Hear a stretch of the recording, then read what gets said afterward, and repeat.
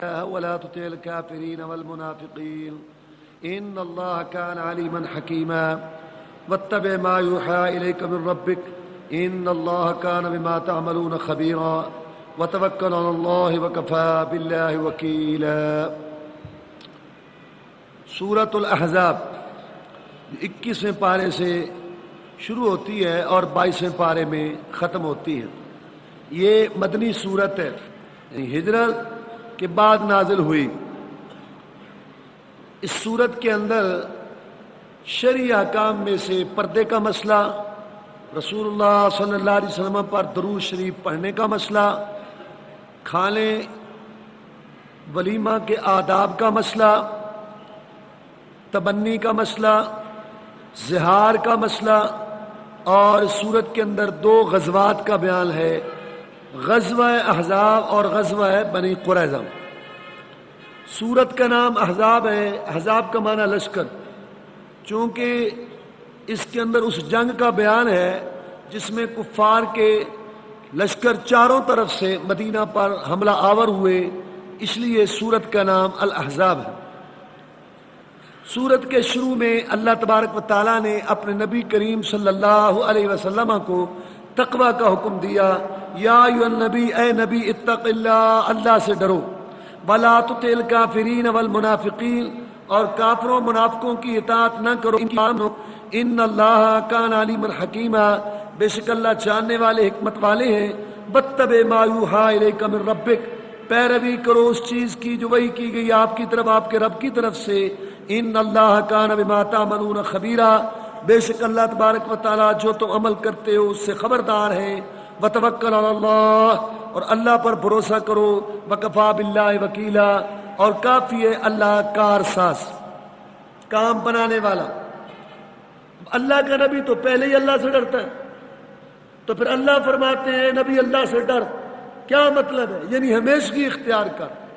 اہدنا الصراط المستقیم، جب نمازی نماز میں کہتا ہے کہ اہدنا الصراط المستقیم، یا اللہ مجھے سیدھی راہ دکھا، کیا مطلب ہے؟ یا اللہ مجھے ثابت قدمی دے، مجھے قائم رکھ سیدھی راہ پر۔ یا ایھا الذین آمنوا آمنوا باللہ، اے ایمان والو ایمان لاؤ اللہ کے ساتھ، کیا مطلب ہے؟ یعنی ہمیشگی کرو، استقامت دکھو۔ اب اللہ تبارک و تعالیٰ نے تبنی کا مسئلہ بیان کرتے ہوئے پہلے ایک اصول بیان کیا۔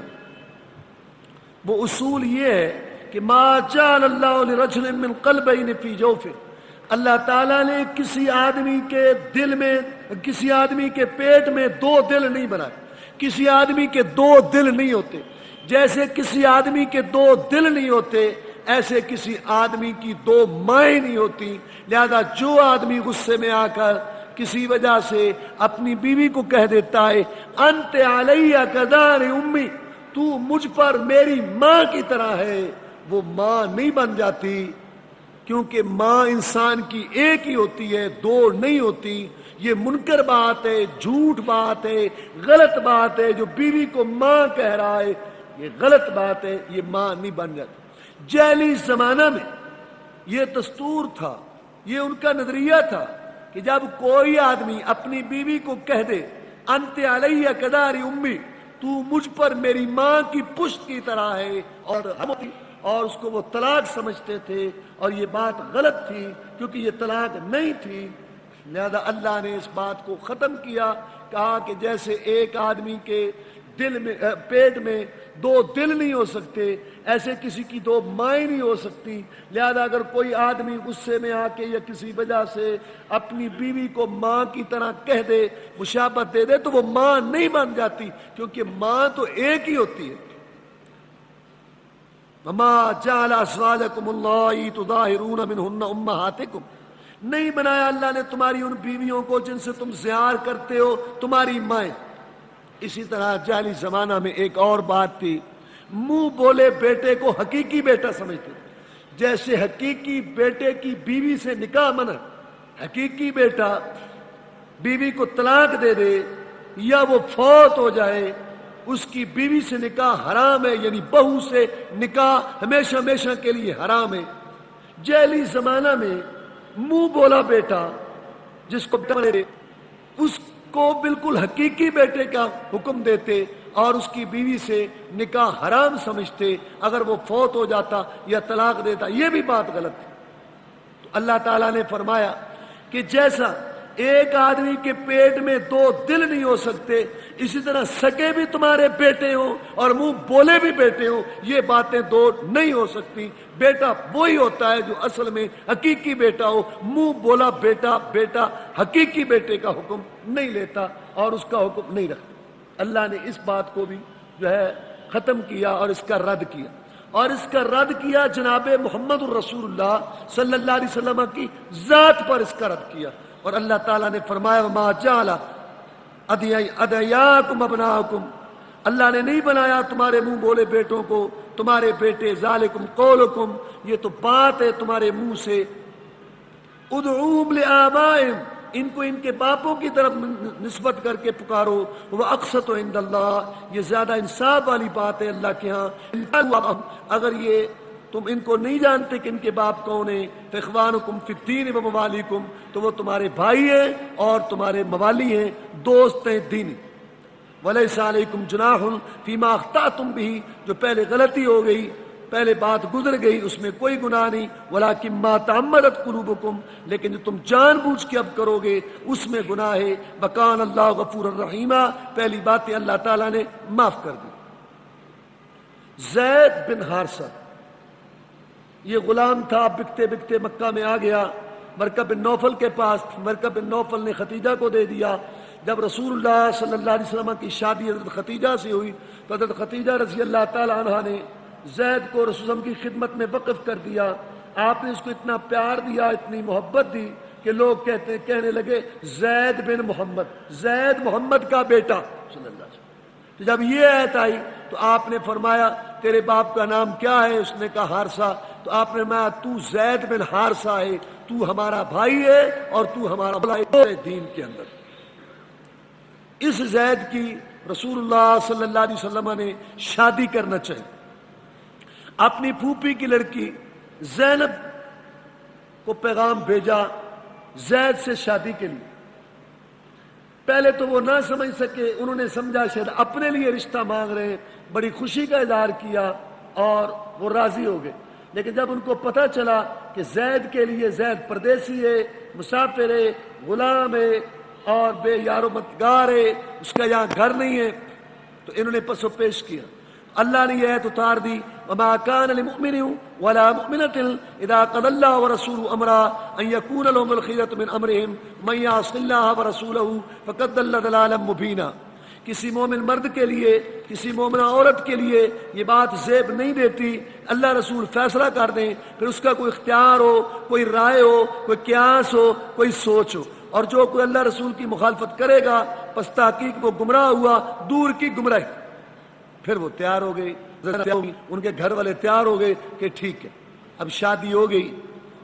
اب طبیعتیں اللہ تعالیٰ نے بنائی ہیں، طبیعتوں کا آپس میں بعض اوقات امتزاج نہیں ہوتا، جوڑ نہیں ہوتا۔ اب زید کی طبیعت زینب سے نہ ملے، زینب کی طبیعت زید سے نہ ملے۔ اب زید طلاق دینا چاہتا تھا زینب کو، وہ رسول اللہ صلی اللہ علیہ وسلم کے پاس آتا کہ جناب میں اس کو طلاق دینا چاہتا ہوں، اس کو چھوڑنا چاہتا ہوں، لیکن وہ مشورہ اس لیے کرتا تھا کیونکہ رسول اللہ صلی اللہ علیہ وسلم نے اس کی شادی کی تھی اپنی پھوپھی کی لڑکی سے۔ اللہ تعالیٰ نے جناب محمد الرسول اللہ صلی اللہ علیہ وسلم کو یہ بات بتائی تھی اور قرائن ایسے واضح تھے کہ اگر زید نے طلاق دے دی تو اللہ تعالیٰ زینب کا نکاح محمد الرسول اللہ صلی اللہ علیہ وسلم سے کریں گے تاکہ جاہلیت والی رسم ختم ہو کہ منہ بولے بیٹے کی بیوی حقیقی جو ہے نا وہ بہو نہیں ہوتی اور اس سے نکاح ہو سکتا ہے۔ یہ رسم اللہ ختم کرنا چاہتے تھے، محمد کی ذات پر کرنا چاہتے تھے۔ بعض اوقات جو ہے زبان سے کوئی کہے کہ اس میں آیت آ جاتی، رسول اللہ زبانی فرما دیتے۔ بعض اوقات جو راسخ ہوتی ہیں معاشرے میں، صدیوں سے رائج ہوتی ہیں، وہ صرف زبان سے نہیں ختم ہوتی۔ رسول اللہ صلی اللہ علیہ وسلم صلح حدیبیہ کے موقع پر جب صلح ہو گئی فرمایا قربانیاں کرو۔ اب صحابہ بیٹھے، قربانیاں کرو، بیٹھے ہیں صاحب احرام باندھے ہوئے عمرہ کرنے کے لیے آئے تھے، عمرہ ہوا نہیں ہے، قربانیاں کیسے کریں، کیسے حلال ہو؟ میں قربانیاں کرو۔ کسی ایک نے بھی قربانی نہ کی۔ رسول اللہ صلی اللہ علیہ وسلم کو ناراضگی. آپ نے کہا یہ قربانیاں نہیں کرتے, یہ لوگ نافرمان ہیں, میری بات نہیں سنتے. رسول اللہ صلی اللہ علیہ وسلم کی زوجہ محترمہ نے کہا کہ اگر آپ چاہتے ہیں کہ قربانی ہو تو آپ اپنی قربانی جو ہے وہ کرنی شروع کر دیں. رسول صلی اللہ علیہ وسلم اٹھے, اپنی قربانی کو گرایا, اس کو شروع کیا قربانی کرنی, تو فوراً صحابہ بھی کھڑے ہو گئی اور فوراً قربانی کرنی شروع کر دی. اب رسول اللہ صلی اللہ علیہ وسلم زبان سے کہہ رہے تھے, صحابہ کا دل نہیں مان رہا تھا. جب عمل کے ساتھ آپ نے کیا فوراً صحابہ تیار ہو. اور ایسے روزے کا مسئلہ بھی ہوا فتح مکہ کے سفر میں. تو یہ اس کو اللہ محمد کی ذات پر ختم کرنا چاہتا تھا صلی اللہ علیہ وسلم, فعل کے ساتھ عمل کے ساتھ ختم کرنا چاہتا تھا. تو اللہ تعالیٰ کے نبی صلی اللہ علیہ وسلم لوگوں سے گھبراتے تھے, شرماتے تھے کہ لوگ کیا کہیں گے کہ محمد نے اپنی بہو سے نکاح کر لیا ہے اور اللہ کر دے گا اگر اس نے طلاق دے دی تو. اللہ تعالیٰ نے اس پہ رسول صلی اللہ علیہ وسلم کو تنبیہ کی کہ آپ کیوں اس کو, اچھا رسول اللہ اس کو کہتے تھے طلاق نہ دے, طلاق نہ دے. اللہ نے تنبیہ کی آپ کیوں اس کو روکتے ہیں کہ طلاق نہ دے, تو لوگوں سے ڈرتا ہے حالانکہ اللہ زیادہ حقدار ہے کہ تو اس سے ڈرے. فلما قضا زید منها وطرا, جب زید نے اس سے اپنی ضرورت پوری کر لی, زوجنا کہا ہم نے تیری شادی کر دی اس زینب سے, لکی لا یکون علی المؤمنین حرج, تاکہ مومنوں پر کوئی تنگی نہ ہو, فی ازواج ادعیاء, اپنے منہ بولے بیٹوں کی بیویوں کے بارے میں جب وہ ان سے ضرورت پوری کر دیں اور ان کو وہ چھوڑ دیں. کیونکہ اسلام قیامت تک کے لیے مختلف ملک ہیں, مختلف معاشرے ہیں, مختلف برادری ہیں, مختلف علاقے ہیں, کئی ایسے مسائل پیدا ہو سکتے ہیں. منہ بولے بیٹے کی بیوی جوان ہے, موجود ہے, اس نے طلاق دے دی یا وہ فوت ہو گیا اور وہ جس نے منہ بولا بیٹا بنایا تھا وہ موجود ہے اور وہ شادی کر لے. اللہ تعالیٰ نے یہ راستہ بتا دیا کہ منہ بولا بیٹا حقیقی بیٹا نہیں ہوتا, اس کی بیوی سے شادی ہو سکتی ہے, نکاح ہو سکتا ہے. یہ تھی بات. حضرت زینب رضی اللہ تعالیٰ عنہ فخر کیا کرتی تھی دوسری بیویوں پر کہ تمہارے نکاح تو تمہارے گھر والوں نے کیے نا زمین پر, میرا نکاح اللہ تعالیٰ نے آسمانوں پر کیا ہے, محمد رسول اللہ صلی اللہ علیہ وسلم. اور اس سے یہ بھی بات واضح ہو گئی کہ یہ جو آج کل کہتے ہیں جی سید کا نکاح, سید زادی کا نکاح غیر سید سے نہیں ہو سکتا. رسول اللہ صلی اللہ علیہ وسلم کے خاندان پھوپھی کی بیٹی, سید گرانے کی بیٹی, محمد نے ایک پردیسی سے نکاح کر کے صلی اللہ علیہ وسلم ایک غلام سے نکاح کر کے اس جعلی بت کو توڑ دیا. دین کی برابری ہے, دنیا کی برابری کا کوئی مسئلہ نہیں, دین کو دے. یہ ہے بات. باقی اس میں باقی کہانیاں کس سے جو ہے وہ غلط ہے. دوسرا مسئلہ زہار والا کہ جو اپنی بیوی کو کہہ دے کہ تو میری ماں کی طرح ہے. اللہ نے کہا یہ منکر بات ہے, جھوٹ بات ہے. جیسے ایک آدمی دو مائیں نہیں ہو سکی, ماں بھی ماں ہو بیوی بھی ماں ہو, کیا بےہودگی ہے, غلط ہے, بری بات, دوبارہ ایسے نہ کہو, بچو اس سے. لیکن عورت حرام نہیں ہوئی, اس کا کفارہ اللہ نے 28ویں پارے کے اندر ایک واقعہ ہوا, وہاں اس نے آ کے مسئلہ پوچھا عورت نے, اس کے ساتھ اس کے خاوند نے زہار کر دیا تھا. رسول اللہ صلی اللہ علیہ وسلم نے فرمایا ابھی حکم نہیں آیا تھا کہ کیا ہے, تو آپ فرماتے تھے طلاق ہے. وہ کہتی تھی طلاق تو مجھے اس نے نہیں کہی, طلاق تو نہیں کہی. اب میں اور تو میرے پاس کوئی حل نہیں ہے, لگتا تو یہی ہے کہ طلاق. اس نے کہا جی جوانی تو میری کھا گیا, اب آ گیا بڑھیپا, اب میں کہاں جاؤں, بچے اگر میں اس کے پاس چھوڑوں ضائع ہو جائیں گے, میرے پاس ہوں بھوکے مریں گے, میں کہاں جاؤں. رسول اللہ فرماتے میں کیا کروں, اور کوئی مسئلہ حل نہیں ہے. وہ بات کرتی تھی رسول اللہ صلی اللہ علیہ وسلم سے, رسول اللہ آگے سے یہی کہتے تھے. بلا کر چھوڑ کے رسول اللہ صلی اللہ علیہ وسلم کو ایک طرف ہو کے اللہ سے شکایت کی, یا اللہ میرے مسئلے کا حل کر دے. اللہ تعالیٰ نے 28ویں پارے کے شروع میں حل اتار دیا. قد سمع اللہ قول التی تجادلک فی زوجہا, تاکہ سن لی بات اللہ نے اس عورت کی جو جھگڑا کرتی تھی تیرے ساتھ اپنے خاوند مار دیا, یا 60 مسکینوں کو کھانا کھلایا ایسا آدمی, اور یا 2 ماہ کے روزے رکھے. یہ اس کے لیے جرمانہ اور سزا ہے تاکہ آئندہ ایسی بات جو ہے وہ منہ سے نہ کہے. حضرت عائشہ صدیقہ طاہرہ زکیہ مطہرہ رضی اللہ تعالیٰ عنہ فرماتی ہیں میں قربان جاؤں اللہ تعالیٰ کے سننے کی طاقت پر. چھوٹا سا حجرہ تھا, میں بیٹھی تھی, خولہ آئی تھی, اپنے خاوند کے متعلق اوس بن ثابت کے متعلق بات کرتی تھی. میں تو نہ سمجھ سکی, میں تو نہ سن سکی, لیکن اللہ تعالیٰ نے 7 آسمانوں سے اوپر عرش پر خولہ کی بات سن. اس کے بعد اللہ تبارک و تعالیٰ نے یہ مسئلہ بیان کیا کہ جو نبی ہے نا, نبی تمام مومنوں سے ان کی جانوں سے زیادہ قریب ہے. اس کے 2 مفہوم ہیں. ایک تو یہ مفہوم ہے کہ نبی مومنوں کو ان کی جانوں سے بھی زیادہ پیارا ہے. حضرت عمر فاروق رضی اللہ تعالی نے کہا اے اللہ کے رسول صلی اللہ علیہ وسلم آپ مجھے زیادہ پیارے ہیں, ہر چیز ہر چیز سے، سب سے، لیکن میری جان سے نہیں زیادہ پیارے۔ تو رسول اللہ صلی اللہ علیہ وسلم معاملہ نہیں چلے گا۔ تو اس نے کہا اچھا تو پھر آپ مجھے میری جان سے بھی زیادہ پیارے ہیں، تو پھر آپ نہ الان یا عمر، اب اے عمر صحیح ایمان تیرا مکمل ہوا۔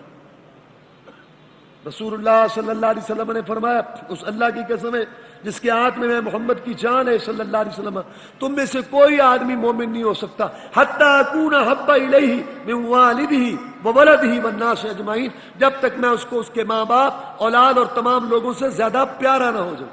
اور ایک اس کا مفہوم یہ ہے کہ مومنوں کو اپنا اتنا احساس نہیں، یعنی آدمی اپنا اتنا خیر خواہ نہیں جتنے محمد الرسول صلی اللہ علیہ وسلم کو اپنی امت کی شفقت تھی اور اپنی امت کی خیر خواہی درکار تھی، یہ مطلب ہے۔ اور آگے اللہ تعالیٰ نے غزوہ احزاب کا ذکر کیا، مختصراً جس کا بیان یوں ہے، مدینہ میں یہودیوں کے 3 قبیلے رہتے تھے، ان میں ایک قبیلہ تھا بنو نذیر کا، انہوں نے آپ کو شہید کرنے کی سازش کی، آپ نے ان کو سزا دی، ان پہ چڑھائی کی، ان کو جلا وطن کر دیا۔ ان کا سردار حیی بن اخطب خیبر لے کر مکہ میں پہنچا اور مکہ کے سردار ابو سفیان کو جا کے کہا کہ آئندہ سال تمہاری ہماری بدر میں ملاقات ہوگی، ایک تو بدر کی لڑائی پہلے ہو چکی تھی، دوبارہ پھر ملاقات ہوگی۔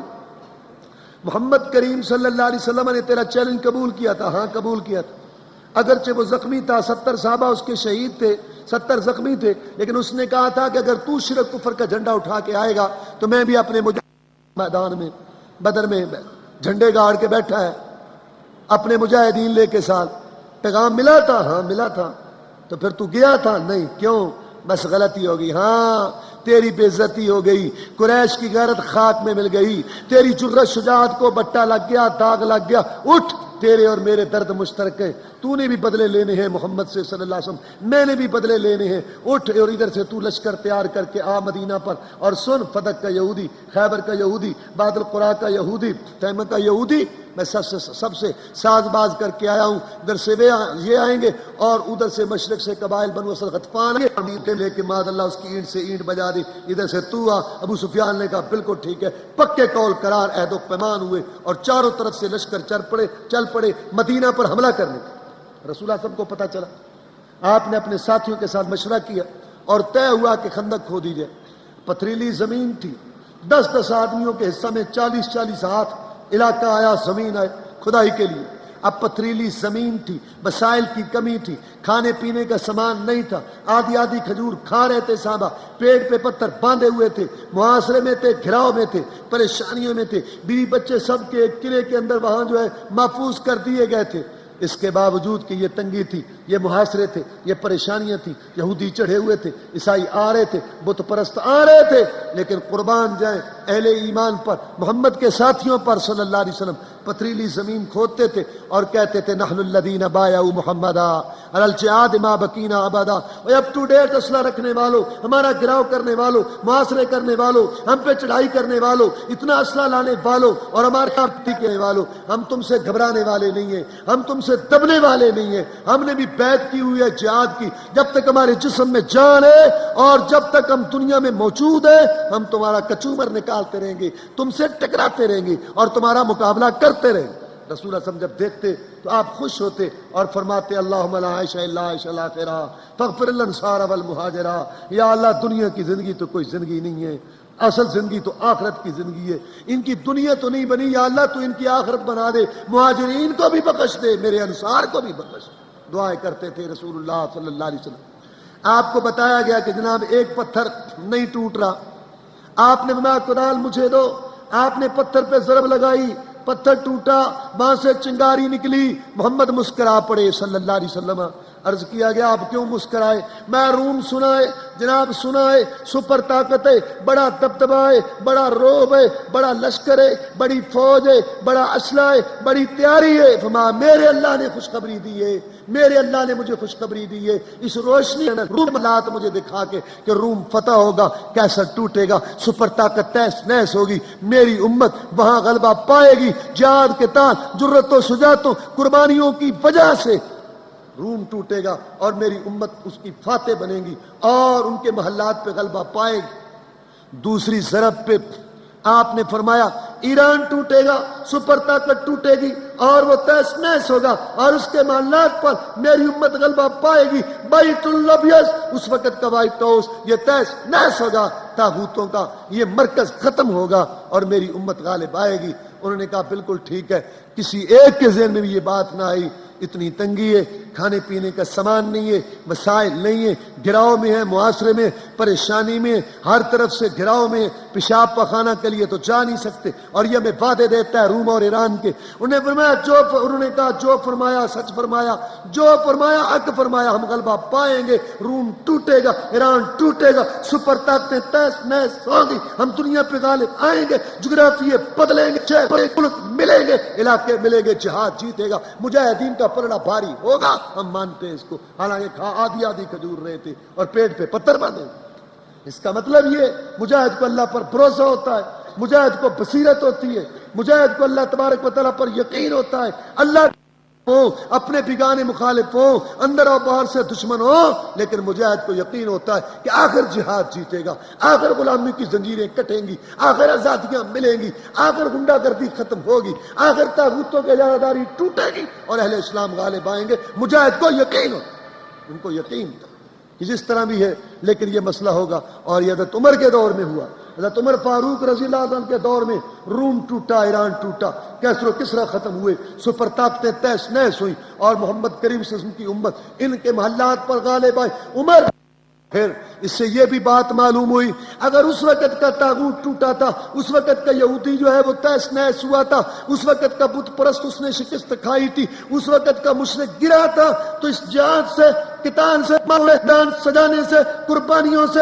شہادتوں سے ولن تجد سنت اللہ تبدیلا، اور اللہ کی سنت میں، اللہ کے طریقے میں کبھی کوئی تبدیلی نہیں ہوتی۔ آج کا یہودی گرے گا، آج کا بت پرست گرے گا، آج کا مشرک گرے گا، آج کے معاشرے ٹوٹیں گے، آج کے گراؤ ٹوٹیں گے، آج کی غنڈہ گردی ختم ہوگی، اجارہ داری ٹوٹے گی، تو جہاد سے ہی اور قتال سے ہی۔ طریقہ ایک ہے اللہ کے ہاں، طریقے کو مختلف نہیں ہے۔ اگر اس وقت کی سپر طاقتیں اور اس وقت کے گنڈے اگر ختم ہوئے تھے جہاد و قتال سے، تو آج کے گنڈے، آج کی سپر طاقتیں بھی تہس نہس ہوں گی۔ آج کا یہودی، آج کا بت پرست، آج کا مشرک بھی گرے گا تو جہاد اور قتال کی کاٹ سے اور اس کی ضرب سے گرے گا انشاءاللہ۔ اللہ کے رسول صلی اللہ علیہ وسلم کی اللہ نے مدد کی۔ ایک تو فرشتے آ گئے، کافروں کو نظر آئے بہت فرشتے، ڈر گئے۔ ایک اللہ نے ہوا چلا دی، اور سارے لشکر تو اللہ کی، ہوائیں اللہ کے پاس، ہواؤں پہ اللہ کا قبضہ، پانیوں پہ اللہ کا قبضہ، اور ایک ان کے خیمے اکھڑنے لگے، جانور رسیاں توڑانے لگے، اور ایک یہ ہوا کہ نعیم کافر تھا، مسلمان ہو گیا۔ اس نے آ کے کہا اللہ کے رسول صلی اللہ علیہ وسلم میں مسلمان ہو گیا ہوں، اور ابھی تک یہودیوں کو اور مکہ والوں کو پتہ نہیں ہے کہ میں مسلمان ہوں، آپ مجھے کوئی حکم دیں، میں کیا خدمت بجا لا سکتا ہوں؟ آپ نے فرمایا نعیم تو ایک آدمی یہ کیا کرے گا؟ الحرب خداتن، جنگ تو چال کا نام ہے، کوئی چال چل اگر تو چل سکتا ہے۔ تو یہ گیا یہودیوں کے پاس، جو یہودی بنو قریظہ اندر تھے، وہ بھی غداری کر چکے تھے، وہ غداری کر چکے تھے اندر بنو قریظہ یہودیوں کا قبیلہ تھا، کیونکہ بنو نذیر کا یہ شیطان جس نے جنگ بھڑکائی تھی، یہ سارے لشکر لے کے آیا تھا۔ آج بھی یہودیوں نے پوری دنیا میں جنگ بھڑکائی ہوئی ہے، ہمیشہ سے یہودی مسلمانوں کے خلاف اسی طرح لشکر لاتے رہے اور محاصرے اور گھراؤ کرتے رہے، لیکن بالآخر انہوں نے منہ کی کھائی۔ اب بھی یہ یہودی اپنی اس گیم میں ناکام ہوں گے انشاءاللہ۔ تو اس وقت کہ یہودی حیی بن اخطب نے رات کے وقت بھیس بدل کے جو اندر قبیلہ تھا یہودیوں کو غداری پر آمادہ کیا، مقصد یہ تھا باہر سے ہم، اندر سے تم وار کرو، مسلمانوں کو جیسے چکی کے دو پارٹوں میں دانے پستے ہیں ایسے ان کو پیس کے رکھ دیں۔ اب انہوں نے غداری کی۔ رسول اللہ صلی اللہ علیہ وسلم کو خبریں ملی تو آپ نے اپنے دو صحابی بھیجے کہ جا کے تحقیق کرو کہ کیا واقعی انہوں نے غداری کر دی۔ اگر تو واقعی غداری کر دی ہو تو عام کھلے عام نہ بتانا، حوصلہ ٹوٹے گا فوج کا، آپ اشارہ کر دینا، اور اگر یہ خبر جھوٹی ہو تو پھر سر عام بتا دینا۔ اس کا مطلب ہے کہ رسول اللہ صلی اللہ علیہ وسلم عالم الغیب نہیں تھے، غیب نہیں جانتے تھے، اس لیے تو یہ بات کی تھی۔ اب جب یہ صحابی وہاں گئے تو وہ تیاری کر رہے ہیں، ادھر تلواریں، ادھر نیزے، ادھر تیر کٹھے ہو رہے ہیں، اور بھاگ دوڑ اور تیاری ہو رہی ہے، اور حملہ کرنے کے لیے اندر سے پروگرام۔ تو ان دونوں صحابہ نے ان کو کہا کہ تمہیں کیا ہے، چلو یہودیوں سے تمہاری لڑائی ہے، مکہ والوں سے لڑائی تمہارے ساتھ، تم ہمارا معاہدہ، تم یہ کیوں غداری کرو؟ کہا کوئی معاہدہ نہیں، جا کے محمد کو کہہ دے صلی اللہ علیہ وسلم جو کرنا ہے ہمارا کر لے۔ حضرت ساتھ دانت پیس کے رہ گئے اور دعا کی، یا اللہ جب تک ان یہودیوں کے بارے میں میری آنکھیں ٹھنڈی نہ کر۔ واپس آ کے کہا سر تو سیاح، جیسے سیاح قبیلے نافرمانی کی ایسے انہوں نے بھی نافرمانی کی۔ اب نعیم بن مسعود ان کے پاس پہنچا کہ دیکھو تم نے بڑی غلطی کی، تم نے غداری کر کے بڑی غلطی کی ہے۔ اب مکہ والے تو باہر ہیں، فتح پا لی انہوں نے تو ٹھیک ہے، اگر فتح نہ پائی تو واپس چلے جائیں گے، ان کے گھر بھی ہیں، جائیدادیں بھی ہیں، زمینیں بھی ہیں، بیویاں بھی ہیں، بچے بھی ہیں، وہ تو اپنے گھروں میں جا کے رہیں گے، اور تم محمد کے رحم و کرم پر ہوگے صلی اللہ علیہ وسلم، وہ تم سے گن گن کے بدلے لے گا۔ تم نے بڑی غلطی کی۔ ہاں یار بڑی غلطی ہوگی، اب دیکھنا تم حملہ نہ کرنا جب تک مکہ والے 20 آدمی تمہیں نہ دے، ان کو کہو کہ اپنے 20 سردار ہمیں دو، ہمارے پاس گروی رکھو، تمہارا کیا بھروسہ کہ تم یہاں لڑو گے کہ نہیں لڑو گے، واپس چلے جاؤ۔ تو پھر جب تک وہ 20 آدمی نہ دیں تم حملہ نہ کرنا۔ اب گیا مکہ والوں کے پاس، نئی بات سنیے، وہ یہودی پچھتا رہے ہیں، اب وہ کہتے ہیں کہ ہم یہ غلطی تو کر بیٹھے، اب محمد کو کیسے خوش کریں صلی اللہ علیہ وسلم۔ انہوں نے پروگرام بنایا تمہارے 20 انڈے محمد کو دے دیں صلی اللہ علیہ وسلم، محمد خوش ہو جائے گا صلی اللہ علیہ وسلم، ہمارا داغ دھل جائے گا، ہمارا کفارہ ہو جائے گا اور ہمارا معاملہ محمد سے سیدھا ہو جائے گا صلی اللہ علیہ وسلم۔ اگر وہ آدمی مانگے تو آدمی نہ دینا۔ اب مکہ والوں نے پیغام بھیجا بنو قریظہ کو، اب باہر سے ہم تو کچھ کر نہیں سکتے تو تم اندر سے حملہ کرو۔ انہوں نے کہا بھی پہلی بات تو ہے کہ آج ہفتے کا دن، اور تمہیں پتہ ہے کہ ہمارے بڑوں نے ہفتے کا احترام نہیں کیا تو اللہ تعالیٰ نے ان پہ عذاب نازل کیا، آج تو ہم حملہ نہیں کریں گے۔ اور دوسری بات ہے کہ ہم حملہ تب کریں گے اندر سے جب تم 20 آدمی ہمارے پاس گروی رکھو، جب تک تم آدمی گروی نہیں رکھتے ہم اندر سے حملہ نہیں کریں گے، ہمیں کیا پڑی ہے۔ اب جب وہاں پیغام گیا تو انہوں نے کہا ہاں نعیم بن مسعود صحیح کہتا ہے، دال میں کالا کالا ہے، اس لیے تو یہ حملہ نہیں کرتے، اندر سے 20 آدمی مانگتے۔ نے کہا بھی ہم نے آدمی نہیں بھیجنے، اگر حملہ کرنا ہے تو کرو، نہیں کرنا تو نہ کرو۔ جب ان کے پاس پیغام بھیجا انہوں نے کہا دیکھو ان کی نیت خراب ہے، یہ ہمیں جو ہے نا یہاں بیجار و مدد کا اس طرح پھوٹ پڑ گئی، یہ بڑا سبب ہوا فوری، اور اس طریقے سے ان کو شکست ہو گئی، منہ کی کھا کے گئے۔ رسول اللہ صلی اللہ علیہ وسلم یہ آتے تھے اب ہم جائیں گے، جو زور لگانا تھا انہوں نے وہ لگا لیا، اور جتنی طاقت جمع کرنی تھی انہوں نے کر لی۔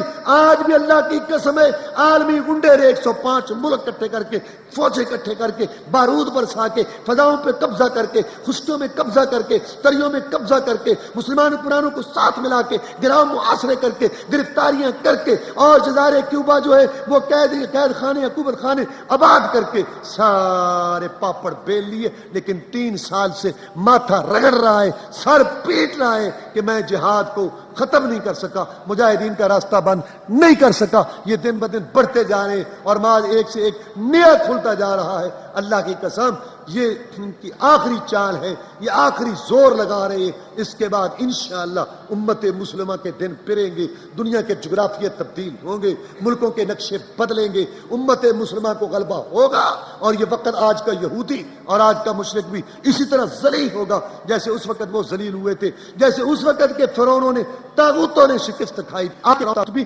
ذلیل رسوا ہوں گے۔ اللہ تعالیٰ کی یہ سنت ہے، اور اللہ کی سنت میں اور طریقے میں کوئی تبدیلی نہیں۔ اس کے بعد آپ لباس سے جنگ اتارنے لگے۔ حضرت جبریل علیہ السلام نے آ کے کہا کہ بس آپ لباس سے جنگ اتارے، تو جبریل جنگ تو ختم ہو گئی؟ نہیں، اللہ فرماتے ہیں غداروں سے بھی 2 ہاتھ کرو۔ یہ جو بنو قریظہ ہے، آپ نے اپنے ساتھیوں کو کہا کہ عصر کی نماز چل کے وہاں پڑھو۔ اب سارے صحابہ کرام رضوان اللہ علیہ مجمعین تیار ہو کے چل پڑے بنو قریظہ کے پاس، کیونکہ انہوں نے غداری کی تھی۔ اب جب غداروں پر چڑھائی ہوئی تو وہ اس فیصلے پر اترے، کہنے لگے کہ اے محمد صلی اللہ علیہ وسلم، وہ جو آپ کا صحابی ہے نا حضرت سعد، ہم اس کے فیصلے پر اترتے ہیں، جو وہ ہمارے بارے میں فیصلہ کرے گا ہمیں وہ منظور ہے۔ حضرت سعد رضی اللہ تعالیٰ کو بازو میں تیر لگا تھا، زخمی ہو گئے تھے، خون نکلنا شروع ہو گیا تھا، تو خون کو روک رہے تھے اور دعا کی، یا اللہ اگر تو نے میری موت لکھی ہے اس زخم میں مجھے قبول ہے، یہ شہادت کی موت، لیکن یا اللہ تیرا بندہ مجاہد یہ گزارش کرتا ہے کہ میری موت اس وقت تک نہ آئے جب تک میری آنکھیں یہودیوں کے بارے میں ٹھنڈی نہ ہو۔ انہوں نے اندر سے ہمیں خنجر گھونپا مشکل وقت میں۔ اللہ نے حالات ایسے کیے کہ بنو قریظہ سعد کے فیصلے پر اترے کہ سعد کا جو فیصلہ ہوگا ہمیں منظور ہے۔ رسول اللہ صلی اللہ علیہ وسلم نے اپنے ساتھیوں کو کہا کہ جاؤ اپنے ساتھی کو لے کے آؤ. ان کو سواری پہ سوار کرا کے لایا گیا. جب قریب آئے رسول نے فرمایا اٹھو اپنے سردار کو اتارو اپنے سردار کو. حضرت سعد بیٹھ گئے رضی اللہ تعالیٰ عنہ. بنو قریظہ بھی بیٹھے تھے, مسلمان مجاہدین بھی بیٹھے تھے. اب انتظار ہو رہا ہے کہ سعد کیا فیصلہ کرتے ہیں. حضرت سعد رضی اللہ تعالیٰ نے کہا اللہ کے رسول صلی اللہ علیہ وسلم میں جو فیصلہ ان کے بارے میں کروں گا وہ نافذ ہوگا؟ ہاں نافذ ہوگا. مسلمان اس کو مانیں گے؟ ہاں مانیں گے. پھر شرما کے کہنے لگے منہ ادھر کر کے جو اور یہاں تشریف فرمائے وہ بھی مانیں گے, یعنی محمد رسول اللہ صلی اللہ علیہ وسلم.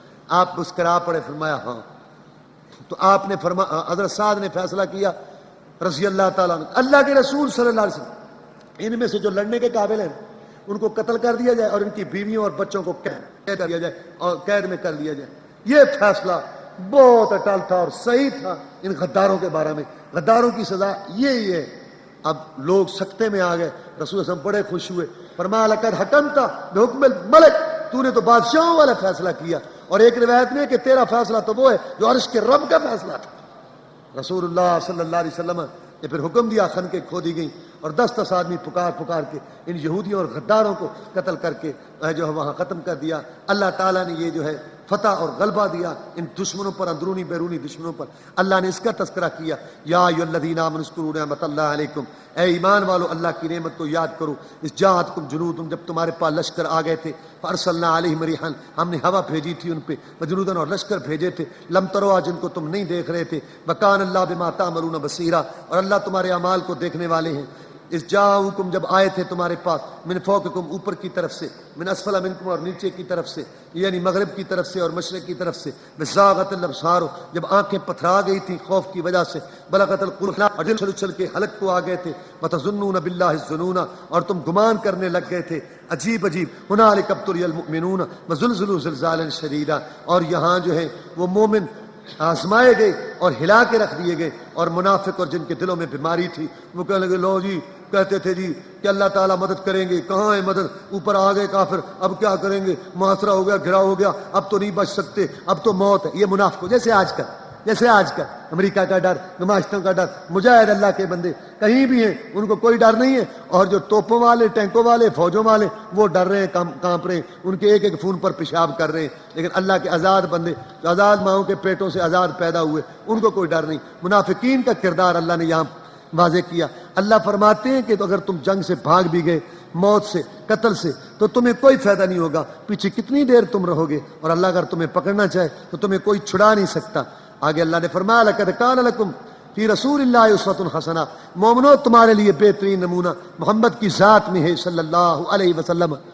جیسے تمہارے کے سامنے, معاصروں گراؤں کے سامنے, اسلحے کے سامنے, مکہ کے مشرکوں, یہودیوں, کافروں کے سامنے جم گیا تھا. امت مسلمہ جب تم پر ایسا مشکل وقت آئے, تمہارے گراؤ محاصرے ہو, یہودی مشرک تمہارے محاصرے کرے, تم بھی ایسے جم جانا میدان میں جیسے تمہارا پیغمبر محمد رسول اللہ جم گیا تھا صلی اللہ علیہ وسلم. بہترین نمونہ ہے تمہارے لیے محمد کی زندگی میں صلی اللہ علیہ وسلم. اور مومنوں کا ذکر اللہ تعالیٰ نے کیا کہ مومن جو تھے, من المومنین رجال صدقوا, مومنوں میں سے تو کچھ لوگ وہ تھے, صدقوا ما عاہدوا اللہ علیہ, سچ کر دکھایا اللہ تعالیٰ سے جو انہوں نے وعدہ کیا تھا. فمنہم من قضی نحبہ منہم من ینتظر, بعض تو اپنی ضرورت پوری کر چکے, وعدہ پورا کر چکے, بعض جو ہے وہ انتظار میں. حضرت طلحہ کا ہاتھ عود میں شل ہو گیا تھا اور رسول اللہ صلی اللہ علیہ وسلم کے چہرے کے سامنے کیا تھا, تیر لگ لگ کے بے چان ہو گیا تھا, لکڑی کی طرح اٹھائے پھرتے تھے. صحابہ اشارہ کر کے کہتے تھے طلحہ یہ وہ ان میں سے ہے جو اپنی ذمہ داری ادا کر چکے ہیں, اپنا وعدہ پورا کر چکے ہیں, زمین پر جنتی پھرتا ہے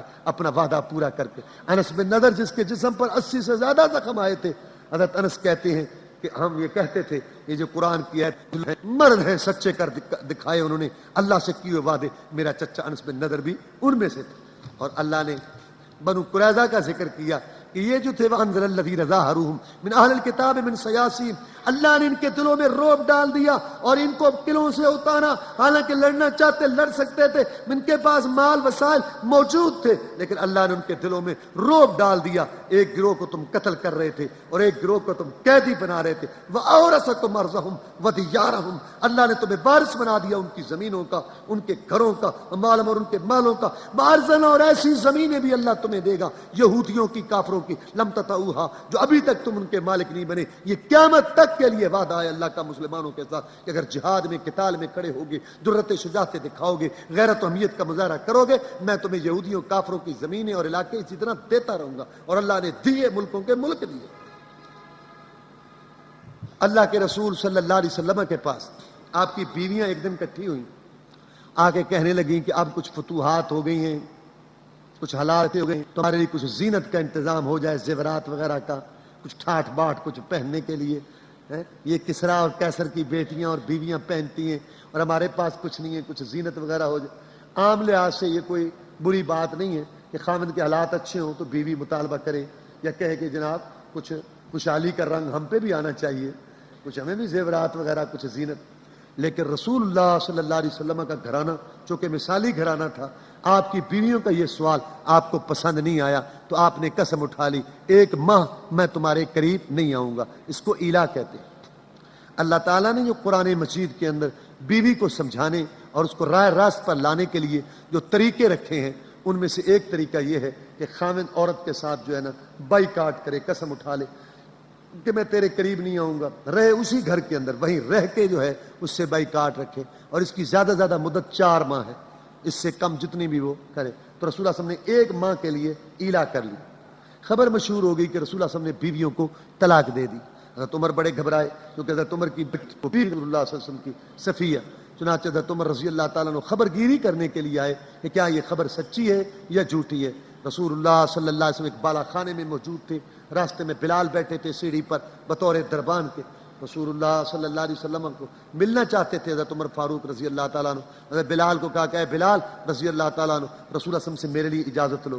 اب بلال نے اندر ایسے، وہ تو بیٹھا تھا درمیان میں، اندر رسول اللہ علیہ وسلم کو دیکھ رہا تھا، باہر حضرت عمر کو دیکھ رہا تھا، اندر کی طرف منہ کر کے اس نے اجازت لی کہ جناب عمر اجازت لے رہا ہے آنے کے لیے۔ آپ نے بات سنی لیکن خاموش رہے۔ حضرت عمر فاروق رضی اللہ تعالیٰ نے پوچھا بلال سنا، اجازت ملی کہ سنی ہے بات، چپ رہے ہیں۔ حضرت عمر کہتے ہیں میں جا کے ساتھیوں میں بیٹھ گیا، صحابہ بھی بڑے پریشان تھے، مسجد نبوی کے اندر بیٹھے تھے، باتیں کر رہے تھے کہ رسول اللہ صلی اللہ علیہ وسلم نے طلاق دے دی اپنی بیویوں کو، کیا بنے گا، اس طرح پریشانی کی بات ہے۔ پھر حضرت عمر کہتے ہیں مجھے بے چینی لگی، میں اٹھا، میں جا کے پھر کہا بلال کو کہ میرے لیے اجازت لو۔ پھر انہوں نے اجازت لی، رسول اللہ علیہ وسلم خاموش رہے، تو انہوں نے بتایا کہ رسول اللہ صلی اللہ علیہ وسلم نے آگے سے جواب کوئی نہیں دیا، خاموش رہے۔ اسی طرح تیسری دفعہ پھر گیا، تیسری دفعہ کے بعد تو پیچھے سے رسول اللہ صلی اللہ علیہ وسلم نے کہہ دیا بلال کو کہ بلاؤ عمر کو۔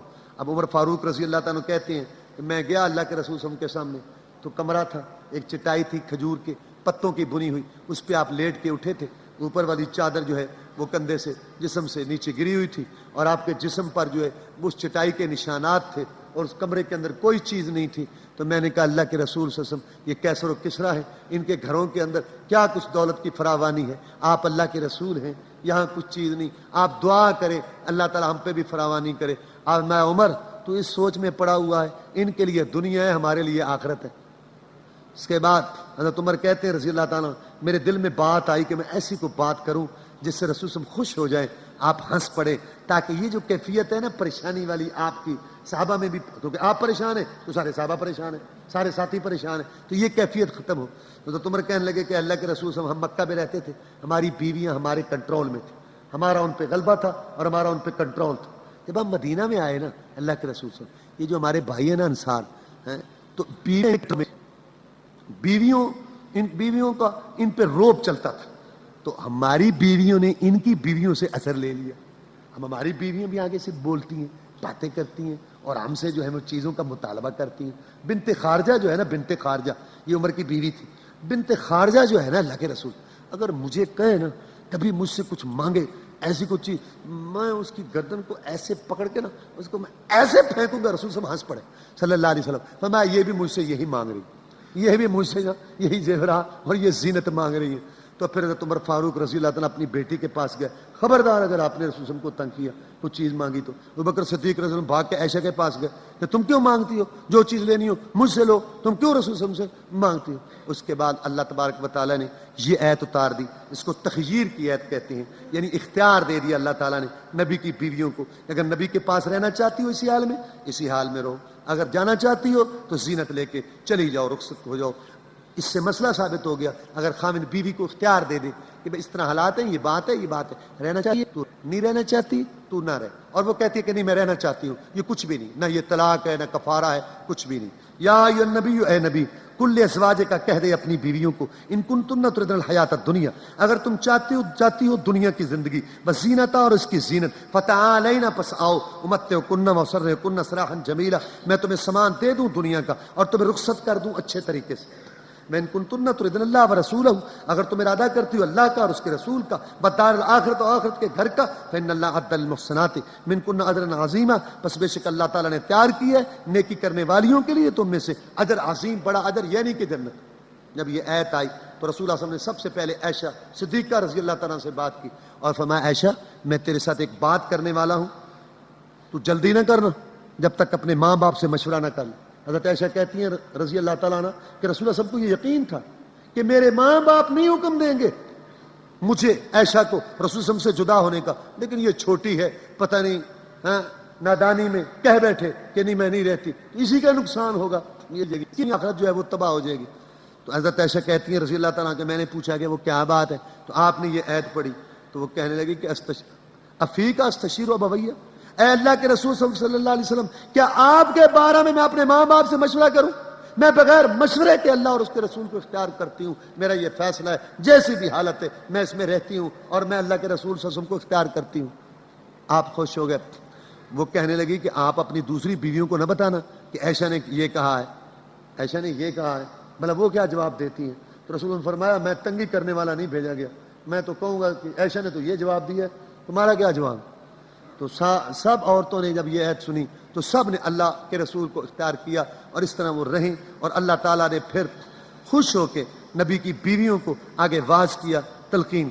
اب یہاں ایک بات ہے عام طور پر مشہور ہے، ان عورتوں نے خرچہ مانگا تھا. آپ مجھے بتائیں کہ کیا آپ رسول اللہ صلی اللہ علیہ وسلم کو معاذ اللہ اتنا لاپرواہ سمجھتے ہیں، اتنا بے خبر سمجھتے ہیں کہ وہ اپنی بیویوں کو خرچہ بھی نہیں دیتا تھا؟ یعنی آپ اور میں عام لوگ یہ بات کہ ہماری بیوی بچوں کو تنگی ہو، وہ خرچے کا انتظام کرتے ہیں. لوگ کتنی تکلیفیں اٹھاتے ہیں، ڈبل ملازمتیں کرتے ہیں، ساری یہ تکلیفیں بیوی بچوں کے لیے.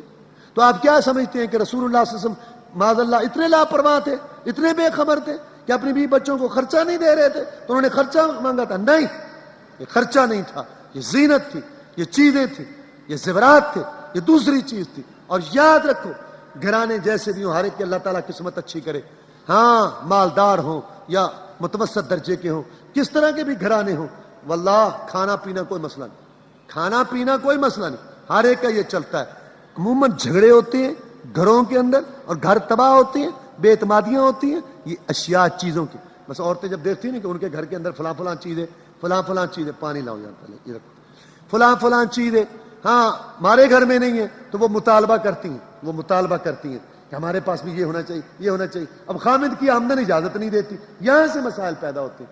تو یہ بات آپ سمجھیں، ہمیشہ گھروں کے اندر مسائل جو بنتے ہیں زینت پر، زیورات پر، آسائشوں پر، اور گھر کو بھرنے پر اور گھر کی دوسری چیزوں پر، ورنہ کھانے پینے پر کوئی مسئلہ نہیں بنتا.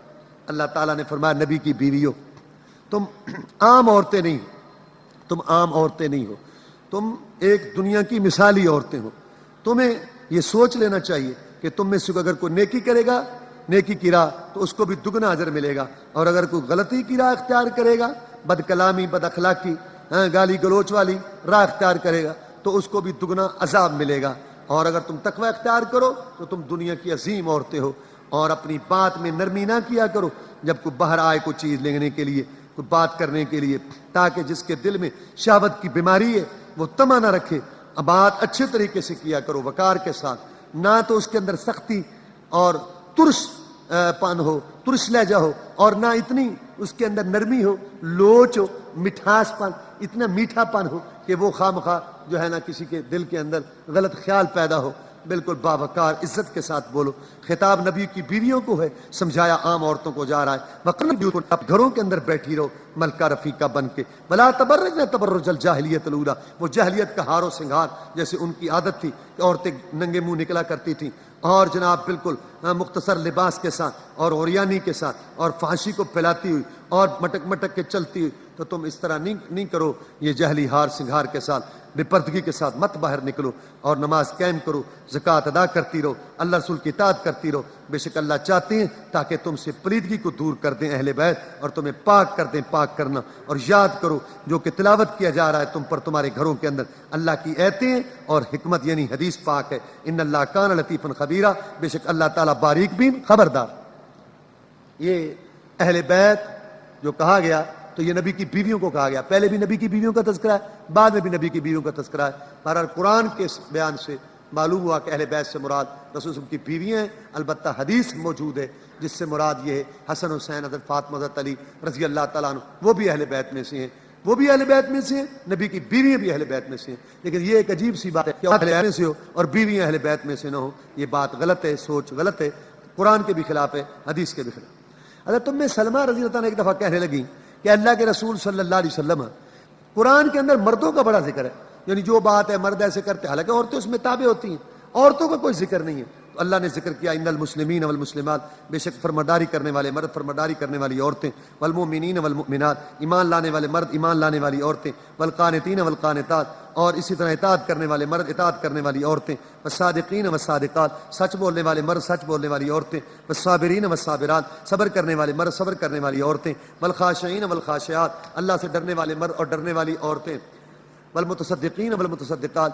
صدقہ کرنے والے مرد، صدقہ کرنے والی عورتیں، جو اپنی شرمگاہوں کی حفاظت کرنے والے مرد، والحافظات، اور اپنی شرمگاہوں کی حفاظت کرنے والی عورتیں، والذاکرین اللہ کثیرا والذاکرات، اور اللہ کو بہت یاد کرنے والے مرد اور بہت یاد کرنے والی عورتیں۔ یا اللہ ان کے لیے کیا ہے؟ میں عبد اللہ لهم مغفرۃ واجرا عظیما، اللہ نے تیار کی ہے ان کے لیے بخشش اور اجر عظیم۔ اللہ گناہ معاف کر دے کہ میں تمہیں جہنم نہیں دیتا، یہ بھی اللہ کا بڑا احسان ہے، اور اگر جنت دے دے پھر تو کیا ہی کہنا، اللہ ان کو معاف بھی کریں گے، اللہ ان کو جنت بھی دیں گے۔ آگے اللہ تبارک و تعالیٰ نے حکم دیا، یا ایھا الذین آمنوا اذکروا اللہ ذکرا کثیرا، اے ایمان والو اللہ کو بہت زیادہ یاد کرو، وسبحوہ بکرۃ واسیلا، اور اللہ کی تسبیح بیان کرو صبح و شام، اللہ کا ذکر کرو، اللہ کا ذکر صبح و شام۔ ذکر کی سب سے اعلیٰ شکل نماز ہے، پھر قرآن کی تلاوت ہے، صبح و شام کی دعائیں ہیں، سونے جاگنے کی دعائیں ہیں، گھر سے نکلنے اور گھر میں جانے کی دعائیں ہیں، بازار میں جانے کی دعا، لیٹرین میں جانے آنے کی دعا، کھانا کھانے اور کپڑا پہننے کی دعا، اور یہ جو ہے دعائیں، یہ سب سے بڑا ذکر ہے، یہ ہے ذکر۔ اور ذکر کی کوئی شرط نہیں، اس کے لیے طہارت شرط نہیں، وضو ہو نہ ہو، ٹائم اس کے لیے سارے جائز ہیں، کوئی زوال نہیں، کوئی مکروہ ٹائم نہیں۔ یہ اللہ کا ذکر ایک ایسی چیز ہے اس کے لیے نہ کوئی وقت کی پابندی، نہ طاقت کی پابندی، ہر وقت اللہ کا ذکر، تیری زبان اللہ کے ذکر سے تر رہنی چاہیے۔ اللہ کا یہ تو اللہ کا ذکر، لیکن آنکھیں بند کر کے الٹے سیدھے سر مارنا چھو چھو کر کے، کبھی ناک سے اور کبھی دل سے، اور کبھی ادھر سے آوازیں اور کبھی ادھر سے، یہ ذکر نہیں ہے، یہ شعبدہ بازی اور کرتب ہے۔ اللہ تبارک و تعالیٰ نے فرمایا، اے نبی ہم نے آپ کو دنیا کے اندر رسول بنا کر بھیجا اور آپ خاتم النبیین ہیں۔ ما کان محمد ابا احد من رجالکم، وہ مکہ والوں نے باتیں اڑائی نا، مدینہ والوں نے بھی، او محمد نے اپنی بہو سے نکاح کر لیا، محمد نے اپنی بہو سے نکاح کر لیا، سب زید کی بیوی سے۔ اللہ نے فرمایا عقل کرو، محمد کا تو بیٹا ہی کوئی نہیں ہے صلی اللہ علیہ وسلم، تو بہو کہاں سے آ گئی؟ وہ تو منہ بولا بیٹا تھا، حقیقی بیٹا تو ہے کوئی نہیں، وہ تو اللہ کا رسول ہے اور خاتم النبیین ہے۔ اے نبی ہم نے آپ کو بھیجا گواہی دینے والا، قیامت کے دن آپ گواہی دیں گے، خوشخبری دینے والے مومنوں کو جنت کی، ڈرانے والے جو ہیں نافرمانوں کو جہنم سے، اللہ کی طرف بلانے والے اللہ کے حکم سے، وسراجا منیرا، اور آپ کو روشن چراغ یعنی راستہ دکھانے والے، آپ خوشخبری دیں مومنوں کو، اللہ تعالیٰ نے ان کے لیے بہت بڑا بنا ہے۔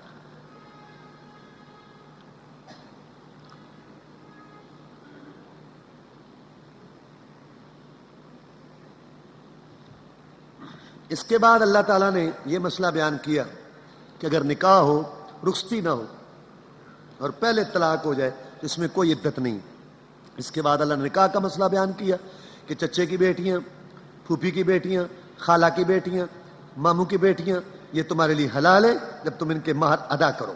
اور اس کے بعد اللہ تبارک و تعالیٰ نے رسول اللہ صلی اللہ علیہ وسلم کو فرمایا کہ جب نبی کی بیویوں نے اللہ رسول کو اختیار کیا کہ اے محمد صلی اللہ علیہ وسلم، اب آپ کی یہ آخرت، دنیا اور آخرت میں بیویاں ہیں، آپ ان میں سے اب کسی کو تبدیل نہیں کر سکتے۔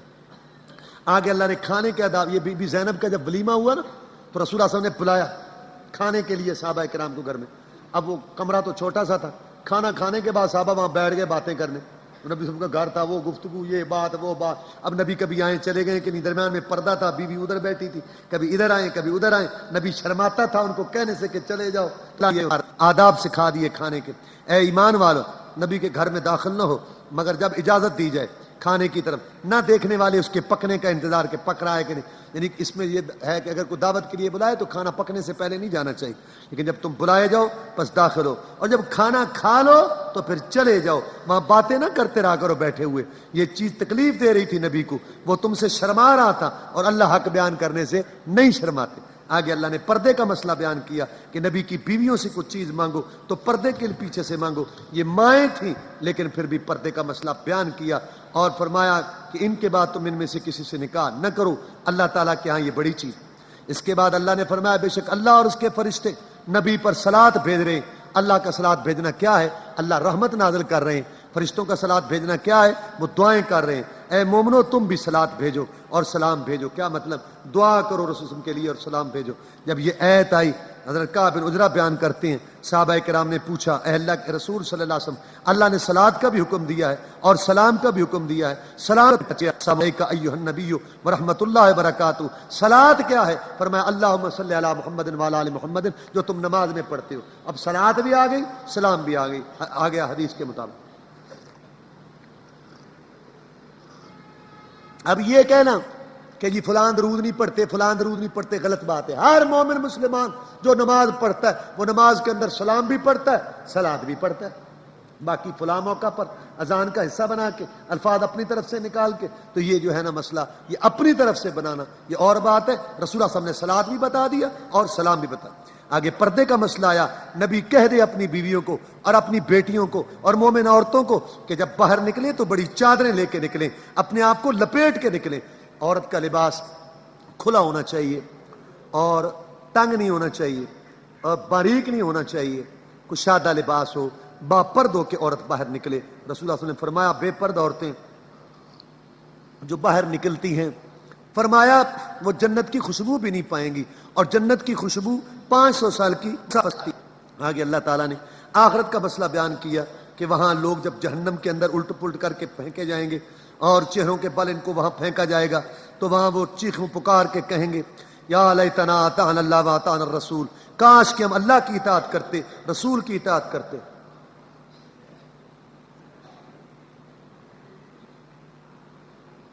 انا اطعنا سادتنا وکبراءنا، ہم نے اپنے سرداروں کی اطاعت کی، بڑوں کی اطاعت کی، انہوں نے ہمیں گمراہ کر دیا. ربنا آتم ضعفین من العذاب ولعنہم لعنا کبیرا، یا اللہ ان کو دگنا عذاب دے اور ان پر لعنت کر.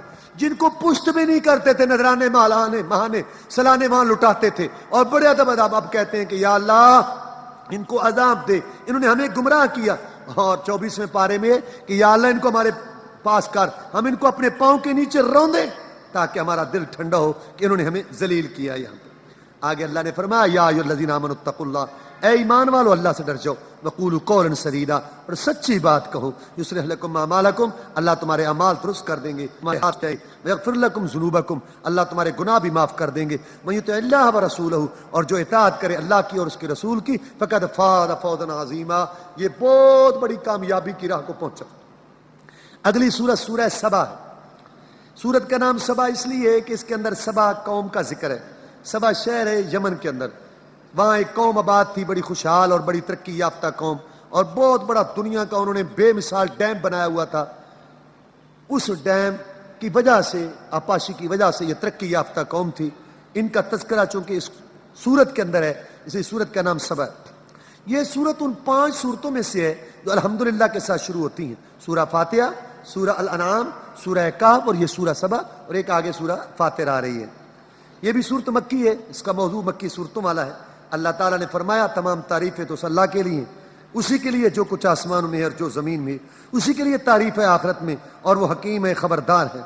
جانتا ہے وہ جو داخل ہو رہا ہے زمین میں، مردے، پانی، بیج وغیرہ، اور جو نکل رہا ہے زمین سے، مردے جو نکلیں گے، اور یہ جو مختلف قسم کی چیزیں جو ہیں کانوں سے نکل رہی ہیں، اور جو اترتا ہے آسمان سے یعنی پانی اور فرشتے، اور جو چڑھتا ہے آسمان کی طرف یعنی فرشتے اور اعمال، اور رحیم الغفور، اور وہ رحم کرنے والا، بخشنے والا. اللہ تعالیٰ فرماتے ہیں کہ اللہ وہ ذات ہے جو غیب کو جانتے ہیں. نہیں کوئی چیز پوشیدہ اس سے ذرہ برابر بھی, نہ آسمانوں میں نہ زمین میں, اور نہ کوئی بڑی چیز نہ کوئی چھوٹی. آگے اللہ تعالیٰ نے داؤد علیہ السلام کا تذکرہ کیا اور اس سے پہلے مجرموں کا حال بیان کرتے ہوئے فرمایا کیا یہ لوگ جو ہماری نافرمانی کرتے ہیں کیا یہ دیکھتے نہیں ہیں اپنے سامنے اور پیچھے آسمان موجود ہے اور زمین موجود ہے, زمین پر چل رہے ہیں اور آسمان کے نیچے جا رہے ہیں, اگر ہم چاہیں زمین کو دنسا دیں یا ان کے اوپر کو آسمان کا ٹکڑا گرا دیں, یہ ڈرتے نہیں ہیں ہم سے ہماری نافرمانی کرتے ہوئے. اللہ نے داؤد علیہ السلام کو نبوت بھی دی تھی اور ان کو بادشاہت بھی دی تھی. لوہے کو ان کے ہاتھ میں نرم کر دیا تھا جیسے آٹا ہوتا ہے, زریں بناتے تھے. اللہ نے ان کو یہ ہنر سکھایا تھا. پھر ان کی آواز بڑی بہترین تھی. پھر یہ زبور پڑھتے تھے تو پہاڑ بھی ساتھ گونجتے تھے اور پہاڑ بھی ساتھ جو ہے وہ پڑھتے تھے اور پرندے بھی ان کے ساتھ جو اللہ کی تسبیح بیان کرتے تھے. اللہ تعالیٰ نے ذکر کیا کہ سلیمان علیہ السلام نے جنوں کو کہا کہ بیت المقدس بناؤ. اب وہ بیت المقدس بنا رہے ہیں اور سلیمان علیہ السلام لاٹھی لے کے اپنی ٹھوڑی کے نیچے ایسے کر کے کھڑے ہو گئے, اور جن جب دیکھتے تھے نا کہ سلیمان کھڑا ہے تو بھاگ بھاگ کے کام کرنے لگے اور بیت المقدس جو ہے وہ بنا رہے تھے تو وہ کھڑے. حالانکہ سلیمان علیہ السلام کو اللہ تعالیٰ نے موت دے دی, لیکن انہوں نے سمجھا کہ ابھی زندہ ہے, اور باقی سیونک لگی لکڑی کو, ادھر سے بیت المقدس کی عمارت مکمل ہوئی, ادھر سے لکڑی ٹوٹی گری اور سلیمان کی لاش نیچے گری. تو پھر جنات نے سوچا اور ان کو یہ بات سمجھ آئی کہ یہ تو فوت ہو چکا ہے. اس وقت اصل میں یہ بات مشہور تھی کہ جنات غیب جانتے ہیں. اللہ نے یہ بات ختم کی, اگر یہ غیب جانتے ہوتے تو کبھی اس تکلیف کے اندر مبتلا نہ رہتے. حالانکہ ان کو یہ پتہ نہ چل سکا کہ سلیمان وفات پا گئے. آگے اللہ نے قوم سبا کا ذکر کیا. ان کی رہائش میں بڑی نشانی 2 باغ تھے, دائیں اور بائیں, درمیان میں بستیاں تھیں, یمن سے شروع ہو کے بیت المقدس تک, دائیں بھی باغ بائیں بھی باغ. گھروں سے نکلے باغ میں داخل ہو گئے اور ہر قسم کے درخت تھے اس کے اندر, اور ڈیم تھا بنایا ہوا آبپاشی کا. دنیا کا اس وقت ترقی یافتہ قوم تھی اور وہاں سے ضرورت کے مطابق پانی لگاتے تھے, اور پھل اتنا آتا تھا کہ عورت ٹوکری لے کے وہ داخل ہوتی باغ کے اندر, ادھر سے داخل ہوتی اور پھل پکا ہوا خود بخود ٹوکری کے ساتھ لگ کے ٹوٹ ٹوٹ کے اس میں گرتا, ادھر سے داخل ہوتی ادھر نکلتی, ٹوکری پھل کی بھر کے گھر میں آ جاتی. اس طریقے سے, اور پھر بستیاں قریب قریب تھی اور ساری ایک قوم تھی. ادھر سے نکلے صبح ناشتہ کر کے تھوڑا سا سفر کیا, حالانکہ دور دراز کے پیدل سفر ہوا کرتے تھے لوگوں کے, تھوڑا سا سفر کیا, آگے جا کے دوپہر سے پہلے اگلی بستی میں پہنچ گئے. کیا حال ہے, آگے خرید, ہاں بیٹھو آرام کرو, کھاؤ پیو لیٹو. پھر چل پڑے شام کو اگلی بستی میں. قریب قریب بستیاں تھیں, ہم نے ان پہ یہ احسان کیا. لیکن ان ظالموں نے کہا یا اللہ کو سفر ہوں دور دراز کے, کو پتہ تو چلے چلنے کا, اور انہوں نے ہماری نافرمانی کی تو ہم نے کیا کیا کہ ان کا وہ ڈیم تباہ کیا. وہ چوہے وغیرہ نیچے پڑ گئے, ڈیم تباہ ہو گیا, وہ پانی جو آیا سارے باغات ختم ہو گئے, اس کی جگہ کڑوے کسیلے پھل اگائے اور کچھ بکری کے بیری کے کچھ جو ہے وہ درخت اور وہ پھل بس. اور یہ سار اللہ فرماتے ہیں انہوں نے ہماری نافرمانی کی, فجعلناہم احادیثا مزقناہم کو توڑ کے تہس نہس کے رکھ دیا, اور ان کی باتیں دنیا میں رہ گئی. پھر لوگ باتیں کرتے تھے کبھی قوم سبا یہاں آباد تھی, بڑی ترقی یافتہ اور بڑی خوشحالیاں تھیں, کبھی یہاں ان کی, پھر کس سے ہی رہ گئے, ان کی باتیں ہی رہ گئی. آگے اللہ تعالیٰ نے شرک کی جڑ کاٹی اس ایت میں. قل ادعوا الذین زعمتم من دون اللہ, کہہ دیجئے پیغمبر صلی اللہ علیہ وسلم پکارو ان کو جن کو تم اللہ کے بغیر گمان کرتے ہو. لا یملکون مثقال ذرۃ فی السماوات ولا فی الارض, یہ زمین و آسمان کے اندر ایک ذرے کے مالک بھی نہیں. کسی کی کوئی پوجا کرتا ہے, چڑھاوا چڑھاتا ہے, نظر و نیاز دیتا ہے, اس لیے کہ وہ کسی چیز کا مالک ہے. اللہ فرماتے ہیں ذرے کے مالک نہیں ہے. یا پھر یہ وجہ ہوتی ہے کہ اس کی شراکت ہے, وما لهم فیہما من شرک, اللہ فرماتے ہیں ان میں سے کسی کی شراکت بھی نہیں ہے اللہ کے ساتھ. تیسری بات ہوتی ہے کہ تعاون کرتا ہے, وما له منهم من ظہیر, ان میں سے کوئی اللہ کا تعاون کرنے والا بھی نہیں ہے. چوتھی بات ہوتی ہے مالک تو نہیں ہے, شراکت تو نہیں ہے, تعاون بھی نہیں کرتا, سفارش تو کرے گا. ولا تنفع الشفاعۃ عنده الا لمن اذن له, ان میں سے اللہ کے ہاں کوئی اس کی مرضی کے بغیر بول بھی نہیں سکے گا, سفارش بھی نہیں کر سکے گا. اللہ تعالیٰ کوئی مقصد نہیں ہے تمہیں جو ہے اللہ تعالیٰ کے علاوہ دوسروں کو پکارنے کا. کیوں؟ یہ سارے جو ہیں بے بس ہیں, کچھ بھی نہیں کر سکتے. اس کے بعد اللہ تعالیٰ نے قیامت کا منظر بیان کیا کہ وہاں جو ہے نا سردار وہ رعایا سے الجھیں گے, رعایا سرداروں سے, پیر مریدوں سے, مرید پیروں سے, امام مقتدیوں سے, مقتدی اماموں سے, آپس میں ایک دوسرے کو گمراہ کرنے والے کہیں گے تم اپنے کرتوتوں کی وجہ سے گمراہ ہوئے. وہ کہیں گے نہیں, تم ہمیں جو ہے وہ کہتے تھے کہ یہ کام کرو, ہمارے پیچھے چلتے آؤ, اور پھر تم یہ کہتے تھے کہ ہم مال اور اولاد میں زیادہ ہیں, ہمیں کوئی عذاب نہیں ہوگا. حالانکہ اللہ تبارک و تعالیٰ رزق پھیلاتے ہیں اور رزق کو تنگ کرتے ہیں, یہ اللہ تبارک و تعالیٰ کا کام. اور اللہ نے فرمایا قل انما اعظکم بواحدہ, کہ نبی ان کو میں تمہیں ایک بات سمجھاتا ہوں، نصیحت کرتا ہوں، ان تقوموا للہ مثنی و فرادا ثم تتفکروا، دو آدمی بیٹھ کے، ایک آدمی جو ہے اکیلے اکیلے سوچو کہ کیا میں غلط بات کہہ رہا ہوں، مجمع کے اندر تقریر میں شور نہیں غلط اٹھو چلو، یہ تو بات جو ہے نا شور شرابے میں گم ہو جاتی ہے. تو ایک دو بیٹھ کے سوچو تنہائیوں میں کہ کیا محمد صحیح کہہ رہا ہے. اس کے بعد اللہ تعالیٰ نے فرمایا کہ قیامت کے دن جو ہے وہاں یہ پچھتائیں گے، لیکن اس وقت فائدہ کوئی نہیں ہوگا. اگلی صورت فاطر ہے. فاطر کا معنی نئے سرے سے بغیر نمونے کے پیدا کرنے والا.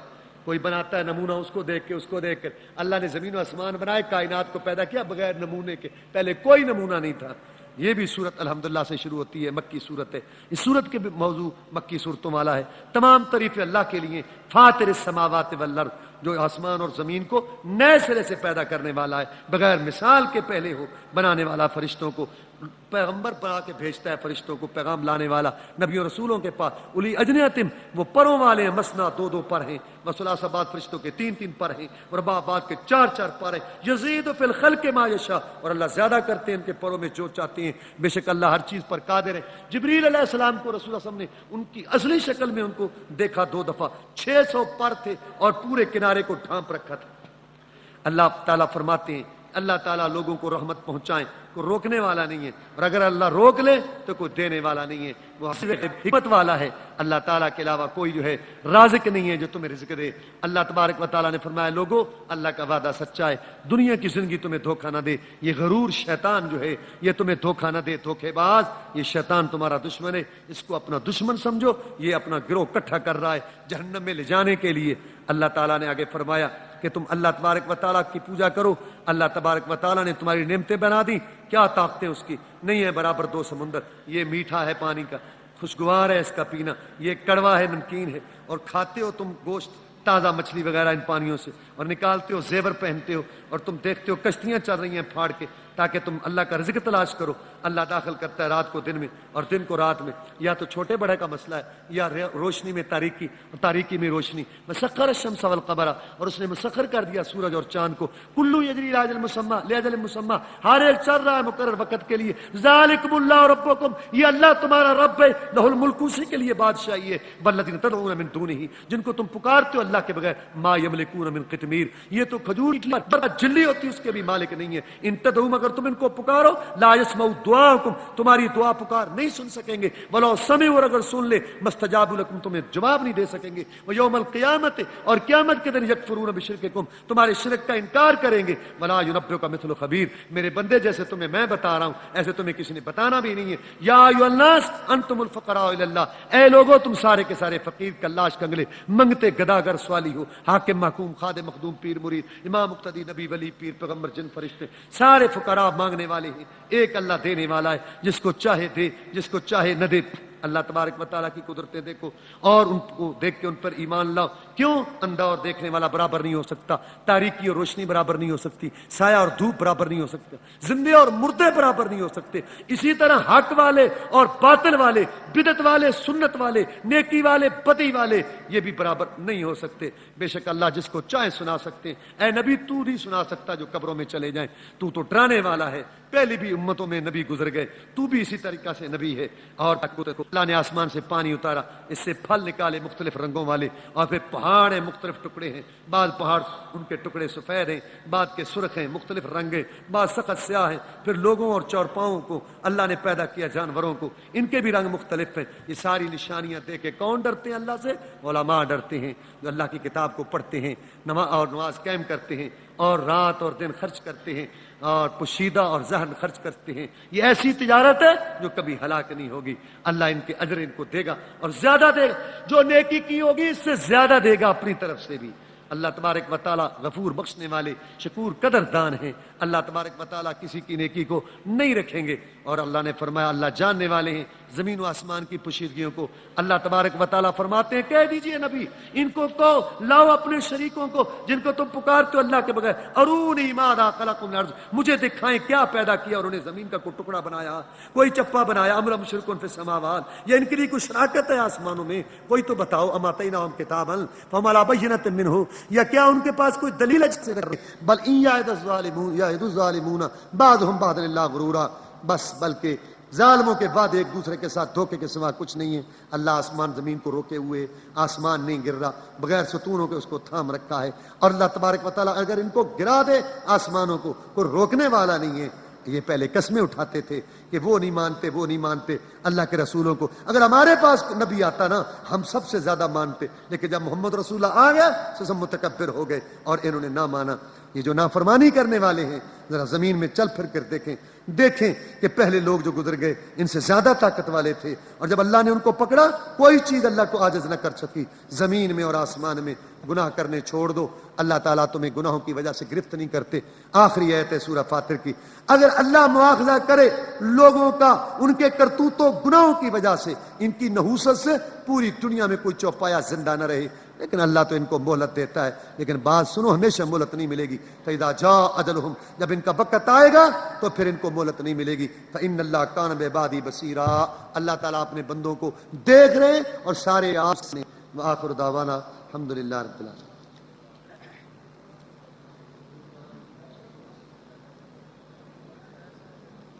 پہلے مجھے دین کا علم نہیں تھا، میں ہر کام ثواب کے لیے کرتا، دربار پر جا کر مدد مانگتا، ذکر کرتا. اب دین کی سمجھ آ گئی اللہ کی توفیق سے. میں اب توبہ کرتا ہوں. میرے پہلے شرک کے بارے میں کیا، وہ معاف. جب انسان سچی توبہ کر لے پہلے سارے گناہ معاف. پچھلے دنوں ہمارے گاؤں میں ہمارے امام صاحب نے خطبہ جمعہ دیا اور ان کا موضوع بیعت تھا، اور انہوں نے کہا دلائل دیتے ہوئے سورۃ المنہ کی آیات 12 بیان کی. جس شخص نے بیعت نہ کی اور موت آ گئی وہ شخص جہالت کی موت مرا. اور حدیث کے دلائل دیتے ہوئے مسلم شریف کی حدیث بیان کی، اس نے بیعت نہ کی اور مر گیا اس کی موت جاہلیت کی ہوگی. آپ بتائیں. دیکھیں بھائی، وہ جو سورۃ ممتنع کی آیت ہے وہ ان عورتوں کے لیے ہے جو مکہ سے ہجرت کر کے مدینہ میں آتی تھیں، اس کے اندر موجود ہے. ان سے بیعت لے اے نبی، یعنی عہد لے، بیعت کا معنی.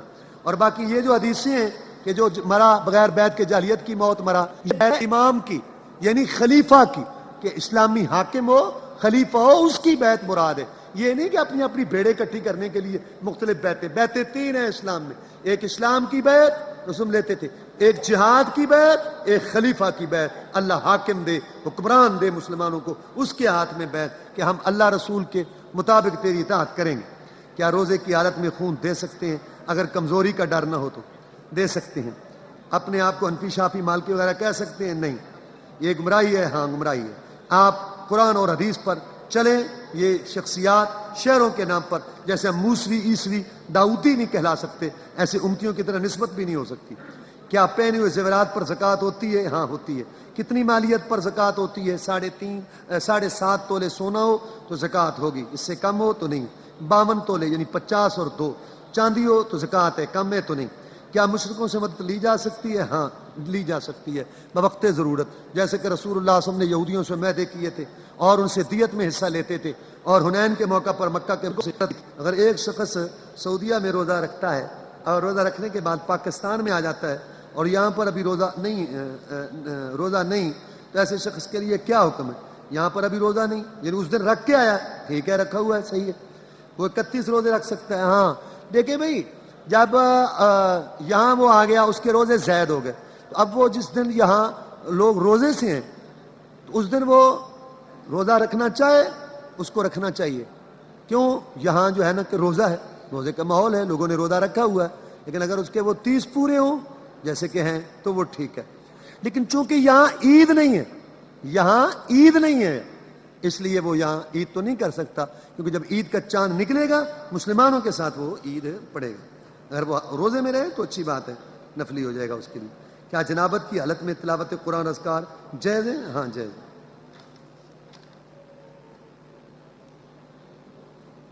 اچھا دعا کریں کہ اللہ ہمارے ماحول کو دین والا بنا دے، آمین، اور قرض اتار دے، آمین.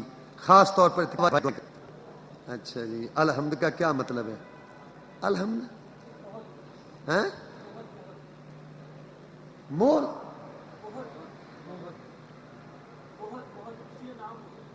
مور مور